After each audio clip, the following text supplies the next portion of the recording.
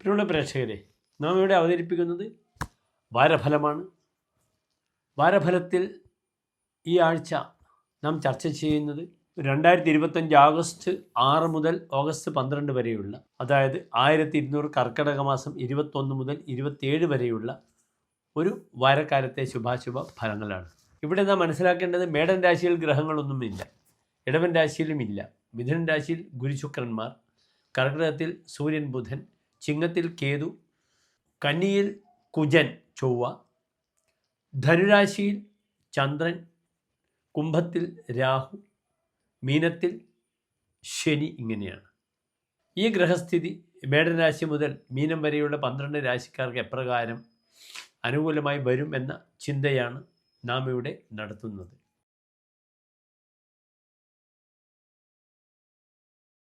പുണർദ നക്ഷത്രത്തിൻ്റെ അവസാനത്തെ 15 നാഴിക പൂയം ആയില്യം നക്ഷത്രങ്ങൾ വരുന്ന 2 നക്ഷത്ര സമൂഹമാകുന്നു.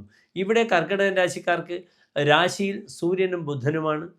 2ാം ഭാവത്തിൽ കേതു, 3ാം ഭാവത്തിൽ ചൊവ്വ, 6ാം ഭാവത്തിൽ ചന്ദ്രൻ, അഷ്ടമത്തിൽ രാഹു, 9ാം ഭാവത്തിൽ ശനി, 12ലാണ് ഗുരു ശുക്രന്മാർ. ഇവിടെ പ്രത്യേകിച്ച് മിഥുനൻ രാശിക്കാർ ചെയ്യേണ്ടത്, ഇനിയിപ്പോൾ ധർമ്മദൈവങ്ങളെ സന്തോഷിപ്പിക്കേണ്ടുന്ന വാരമൊക്കെ വരികയാണ്. അതിനാൽ ധർമ്മദൈവ പ്രീതി ചെയ്യുക. ധർമ്മദൈവ സങ്കേതത്തിൽ നിങ്ങൾക്കാവുന്ന രീതിയിലുള്ള വഴിപാടുകൾ ചെയ്യുക.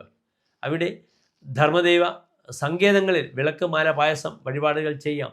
അല്ലെങ്കിൽ അവിടെ വിളക്കിലേക്ക് എണ്ണ സമർപ്പിക്കാം. ഇവിടെ പൂർവികർ ഉപാസിച്ചു വന്നിരുന്ന ദേവതാവിഷയങ്ങളിൽ വൈപരീത്യം വരുന്ന വാരമാണ്. അതിനാൽ തങ്ങൾക്കാവുന്ന രീതിയിൽ ധർമ്മദൈവ സങ്കേതങ്ങളിൽ വഴിപാടുകൾ ചെയ്ത് അവരുടെ അനുഗ്രഹം നിങ്ങൾ വാങ്ങണം. ധർമ്മദൈവം പ്രസാദിച്ചേ കുളിർപ്പൂ തറവാടുകൾ എന്നാണ് പ്രമാണം. ധർമ്മദൈവങ്ങൾ നന്നാകുമ്പോൾ തറവാടിന് വളരെയധികം സമൃദ്ധി വരും. അതിനാൽ പൂർവികർ എന്ത് ചെയ്തു എന്ന് ചിന്തിച്ചിട്ട് അതിന് രീതിയിലുള്ള പരിഹാരങ്ങൾ നിങ്ങൾ ചെയ്യുക. നമുക്ക് ധർമ്മദൈവങ്ങളുടെ പ്രസക്തി വളരെയധികം നാൾക്കുനാൾ വർദ്ധിച്ചു വരുന്നു നമ്മുടെ സമൂഹത്തിൽ. ഇന്ന് ഹൈന്ദവന് വളരെയധികം വിശ്വാസ പ്രമാണങ്ങൾ ഉയർത്തിപ്പിടിക്കുന്നു. പലപ്പോഴും ധർമ്മദൈവങ്ങളുടെ അനുഗ്രഹത്തിലൂടെ തങ്ങളുടെ കാര്യങ്ങളൊക്കെ, യാത്രയും വ്യാപാരങ്ങളും സന്താന ശ്രേയസ്സുമൊക്കെ ഉണ്ടാകുന്നു. അതുകൊണ്ടാണ് കാലികമായി ഇത്രയധികം പ്രസക്തി ധർമ്മദൈവങ്ങൾക്ക് വരുന്നത്. പലരും ധർമ്മദൈവ പ്രീതിക്ക് വേണ്ടി വളരെയധികം ലക്ഷക്കണക്കിന് രൂപ ചെലവാക്കാറുണ്ട്. അല്ലെങ്കിൽ തങ്ങളുടെ എല്ലാവിധ എനർജി അവിടത്തേക്ക് അർപ്പണ മനോഭാവത്തോടു കൂടി തന്നെ അവിടെ ചെയ്തു വരുന്നത് ഇപ്പോൾ കാണാം. അങ്ങേയറ്റം ധർമ്മദൈവങ്ങളുടെ ഒരു പ്രാധാന്യം നമ്മുടെ സമൂഹം മനസ്സിലാക്കിക്കൊണ്ടിരിക്കുന്നു. വടക്കൻ മലബാറിലാണെങ്കിൽ ധർമ്മദൈവ വിഷയങ്ങളിൽ ഭദ്രകാളി, ഗുളികൻ പ്രധാനപ്പെട്ട ദേവതാ സങ്കേതങ്ങളാണ്. ഘണ്ടാകർണൻ ആ രീതിയിൽ കാണാം. തൃശ്ശൂർ ഭാഗങ്ങളിൽ അവിടെ കൂടുതൽ പ്രാധാന്യം കുട്ടിച്ചാത്തനാണ്. വളരെയധികം പേർ വിഷ്ണുമായ കുട്ടിച്ചാത്തൻ്റെ അനുഗ്രഹ ആശീസ്സുകളുമായി വഴിപാടുകൾ നടത്തുന്നുണ്ട്. വീട്ടിൽ തന്നെ കുട്ടിച്ചാത്തൻ മുതലായ ദേവതകളെ പ്രീതിപ്പെടുത്താറുണ്ട്.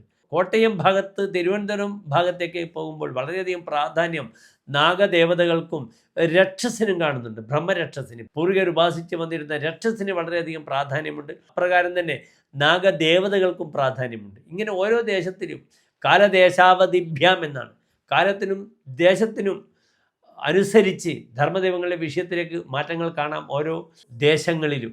ഇവിടെ കർക്കിടക രാശിക്കാർക്ക് ലഗ്നത്തിലെ സൂര്യനും ബുധനും പലപ്പോഴും പല കാര്യങ്ങളിലും വളരെയധികം ഉത്തരവാദിത്തങ്ങളൊക്കെ കാണിക്കും. പലപ്പോഴും അനുഭവം കുറവായി വരുന്ന വാരമാണ്, ശ്രദ്ധിക്കണം.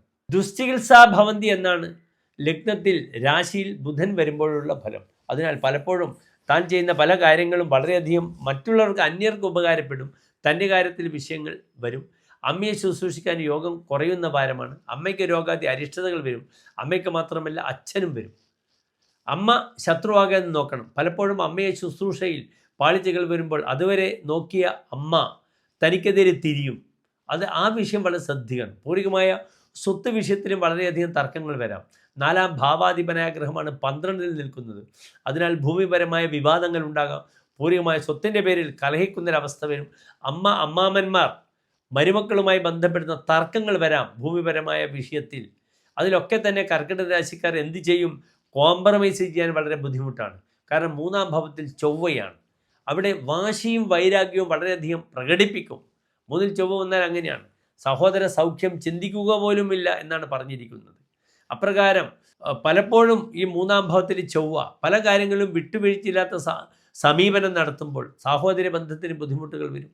ഇതൊക്കെ തന്നെ വളരെയധികം ശ്രദ്ധിക്കുക കർക്കിടകം രാശിക്കാർ. ശിരോജന്യമായ രോഗങ്ങൾ, തലവേദന, നേത്ര സംബന്ധമായ ബുദ്ധിമുട്ട്, കണ്ണട വെക്കേണ്ടി വരിക, അല്ലെങ്കിൽ കണ്ണടയ്ക്ക് കാഴ്ച പ്രയാസങ്ങൾ വരിക, കണ്ണടയുടെ പവർ കൂട്ടേണ്ടി വരിക മുതലായ വിഷയങ്ങളൊക്കെ വരും.